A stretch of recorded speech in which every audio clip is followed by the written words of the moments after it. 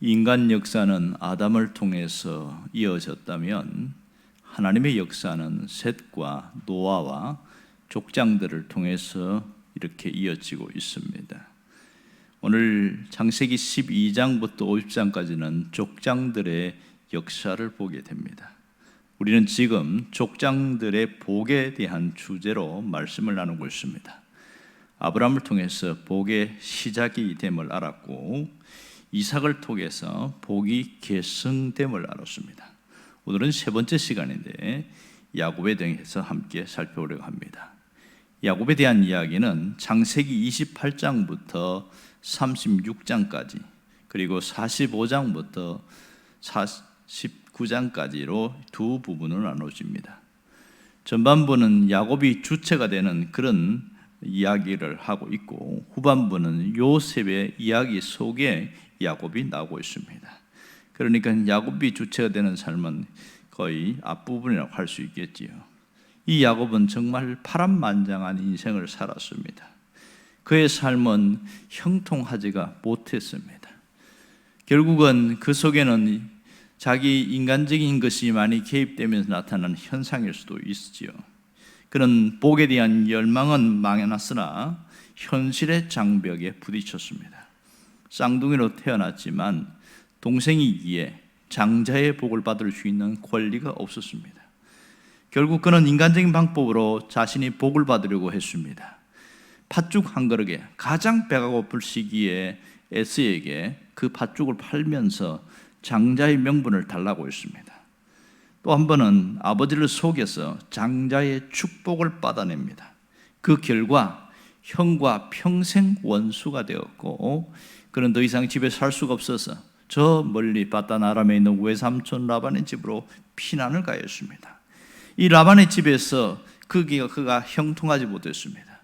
라헬을 좋아했지만 결혼식 때에는 정작 레아가 자기 신방을 꾸렸고 결국은 거기서 14년을 종살이를 하면서 라헬까지 얻게 되어집니다.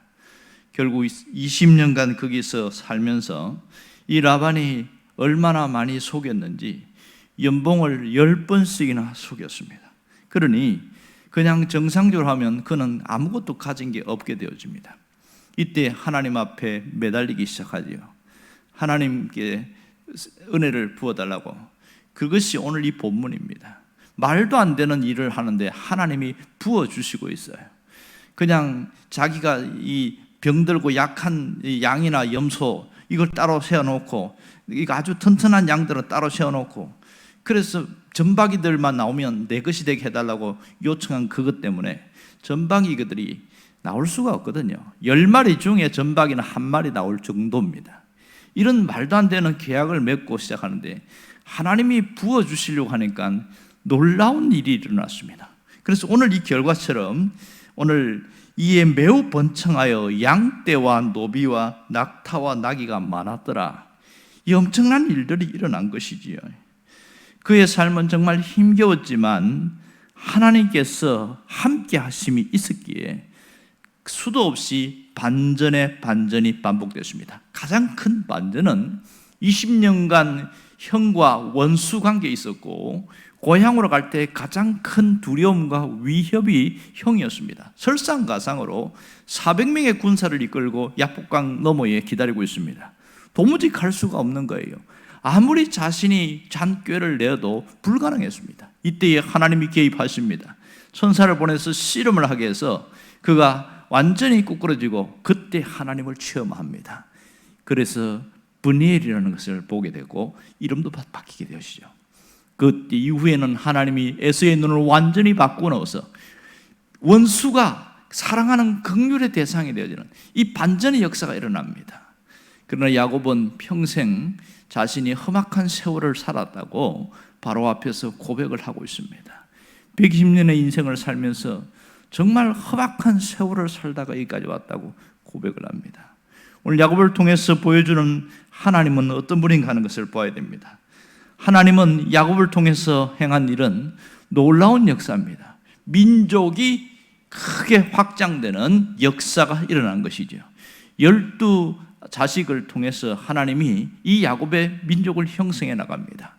비록 라반이 속였고 자기는 속임을 당하고 인생이 어려웠지만은 그 속에도 하나님의 개입이 있었고 하나님의 역사심이 있었습니다. 결국은 그 아픔 속에서 12명을 통해서 거대한 민족으로 만들기로 작정하신 하나님의 계획하심이 있다는 겁니다. 그러니까 야곱은 이스라엘 민족의 시작이다, 이렇게 말할 수 있겠지요. 또 복의 관점에서 보면 야곱은 복의 확장, 이렇게 말할 수 있습니다. 하나님은 야곱을 통해서 복의 세계를 펼쳐나가시기로 계획하셨고 12아들들을 통해서 그 일을 이루셨습니다. 오늘 우리가 읽은 본문은 복의 확장이 되는 것을 증명해주는 그런 사건이라는 것을 알 수가 있습니다. 할아버지 아브라함을 통해서 약속하신 내 씨를 통하여 크게 번성하여 그 수가 많아 셀 수 없게 하리라는 창세기 16장의 약속이 야곱을 통해서 확장되어지고 있고 세계 열방으로 뻗어나가고 있습니다. 오늘 이것이 우리에게 주시는 메시지입니다. 오늘 야곱의 하나님을 믿고 가는 사람들은 하나님이 야곱처럼 복의 확장이 일어나게 하겠다, 이 현실을 하나님 우리에게 약속으로 주고 있습니다. 그러나 눈앞의 현실은 정반대입니다. 풀리는 삶이 아니라 묶여있는 삶을 살고 있는 사람들이 대다수입니다. 확장이 아니라 오히려 더 줄어들고 있는 것이 우리의 현실입니다. 환경에 묶여있고 상황에 묶여있고 사람에게 묶여있고 이렇게 너무나 힘겨운 삶이 우리의 모습입니다. 실제로 코로나 팬데믹은 우리의 삶을 묶어놓았습니다. 기저질환자에게는 뭔가 변이 바이러스는 생명을 위협하는 존재가 되어서 두려움에 떨게 만듭니다. 그래서 또 어려움을 당하고 멀쩡한 사람도 사는 게 너무 힘들다는 말이 이제는 보편적이 되어버렸습니다. 고환율, 고금리, 고물가는 물질을 꽁꽁 묶어놔서 소득을 묶어놔서 아무것도 못하게 만듭니다. 실질 소득의 감소로 삶이 더 쪼여들고 있다는 것이 우리의 현실입니다. 경제학자들은 올해를 더 비관적으로 전망합니다.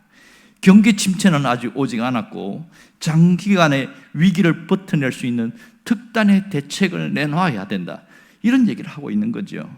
그러므로 현실 속에서 잘 된다는 그런 말은 사실은 이것은 막연한 기대 심리일 뿐이요 희망 고문일 뿐입니다. 경제가 어둡고 현실이 비관적이기 때문에 그렇습니다. 이러한 현실을 살아가고 있는 우리가 무엇을 바라봐야 하는 거죠? 어떻게 하면 이 현실을 이겨낼 수 있습니까? 우리를 이기게 하시는 분은 하나님이십니다. 그러므로 우리는 하나님을 바라볼 수 있어야 됩니다. 아무리 힘들어도 하나님을 바라보면 살 길이 열립니다.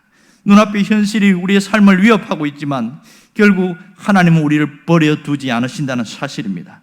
하나님은 살아계신 하나님이요 우리 삶에 개입하시는 좋으신 분임이 분명합니다. 야곱의 하나님은 나의 하나님이십니다. 야곱과 함께 하신 그 하나님은 오늘 나와 함께 하신다는 것을 믿을 수 있기를 바랍니다. 그는 가장 어려울 때에, 사방이 캄캄하고 무서운 그 고통스러운 외로움에 떨을 때에 베들에서 이렇게 기도했습니다. 하나님, 저의 가는 길을 지켜주십시오. 무사히 아버지 집에 돌아올 수 있도록 은혜를 내려주십시오. 그러면 제가 정말 하나님을 잘 섬기겠습니다. 그의 간절한 기도에 그날 밤에 하나님이 그에게 찾아오셨습니다. 베들에서 찾아오신 하나님은 분명한 약속을 해주셨습니다. 내가 너와 함께 있어 네가 어디로 가든지 너를 지키며 너를 이끌어 이 땅으로 돌아오게 할 것이라. 내가 네게 허락한 것을 다 이루기까지 너를 떠나지 아니하리라. 주님은 약속을 지켰습니다. 그 야곱의 하나님은 나의 하나님입니다. 야곱이 하나님을 만났을 때에 그 약속 하나 붙들고 20년의 험악한 세월을 잘 견뎌냈습니다. 올 한 해의 험악한 세월을 우리가 이겨낼 수 있는 것은 하나님의 약속입니다. 야곱의 하나님을 나의 하나님을 붙들 때 그에게 약속하신 그 약속은 바로 나의 약속이 될 것입니다. 그럴 때 우리의 삶은 놀라운 변화가 일어납니다. 가장 큰 변화는 신앙의 변화예요. 어려울 때에 하나님을 만났을 때 하나님께서 변화시키는데 우리 안에 있는 질적인 변화가 일어납니다. 생각이 바뀌고 사고방식이 바뀌고 모든 삶의 방식이 바뀌는, 이게 진짜 변화인 것이지요. 여러분, 신앙의 새로운 변화는 단순히 행동을 바뀌는 것이 아니라 내 생각 자체를 완전히 바꿔놓는 이런 역사가 일어납니다. 고통은 있고 고난은 있지만 그 가운데 하나님의 역사도 있습니다. 내가 하나님을 붙들면서 나타나는 변화는 내가 세상을 보는 눈과 하나님을 향한 눈이 달라진다는 사실입니다. 그렇다면 우리가 어떻게 해야 됩니까? 나의 하나님을 만날 수 있어야 됩니다. 매번 삶 속에서 하나님을 만날 때에 우리는 달라집니다. 하나님을 만나는 방법은 어려운 게 아니에요. 그것은 사모함 속에 있습니다. 내가 사모할 때에 아브라함의 하나님, 이삭의 하나님, 야곱의 하나님을 만날 수 있고 그 하나님을 나의 하나님으로 만날 수 있다는 사실입니다. 내가 하나님에 대한 사모함이 있다면 하나님을 찾으시면 됩니다. 그리고 하나님이 함께 하신다는 걸 믿으면 그분과 동행하려고 하면 됩니다. 그럴 때에 우리 삶에는 묶여있는 문제가 풀어지는 역사가 있습니다. 지금도 우리의 삶에는 복의 확장이 일어납니다. 다시 말해서 기적이 일어난다는 사실이죠. 지금도 맺힌 것이 풀리는 복의 확장은 일어납니다. 닫힌 문이 열리는 복의 확장이 일어납니다. 지금도 막힌 것이 뚫어지는 복의 확장이 일어납니다. 장애물이 거두어지는 복의 확장은 지금도 있습니다. 예수 그리스도를 통해서 오늘 우리에게 주시는 축복은 바로 이겁니다. 우리 인생에도 반전이 있다는 거예요. 사방이 꽉 막힌 곳에도 하나님이 그곳에 개입할 때는 놀라운 반전이 있고 뚫고 나갈 수 있는 길이 열린다는 사실입니다. 그러므로 내가 해야 할 일은 딱 한 가지입니다. 뭘 하면 되죠? 내가 하나님을 일을 하면 하나님께서 내 삶을 책임지신다. 이 의식 하나만 있으면 흔들리지 않습니다. 내가 하나님 일을 하면 하나님이 나를 책임지신다. 그 분명한 확신이 있으면 그 사람은 절대로 무너지지 않습니다. 우리가 해야 할 일이 그렇게 큰 일이 아니에요. 어쨌든 하나님이 기뻐하는 일을 하려고 하고 하나님이 내게 맡겨주신 일을 감당하려고 할 때에 하나님은 모든 것을 대적을 물리치는 놀라운 역사가 있습니다. 현실과 환경과 사람이 우리를 위축시키고 있지만 우리를 움츠리고 들어오고 하기에는 그 모든 것에서 빨리 털고 일어나야 됩니다. 내가 정신을 차려야 됩니다. 이렇게 살면 안 되지 하고 일어나야 됩니다. 내가 하나님을 더 의지하고 더 하나님이 원하는 것을 따라 나가려고 할 때에 내 삶에는 기적이 있습니다. 오늘 이 야곱의 하나님을 통해서 보여주는 것은 오늘 우리가 이러한 경험을 하고 복의 확장이 우리 삶에 일어나는 것을 깨끗이 깨닫고 삶에 놀라운 간정이 있기를 원합니다. 여러분에게 이런 은혜가 있기를 주의 이름으로 축원합니다. 기도하겠습니다.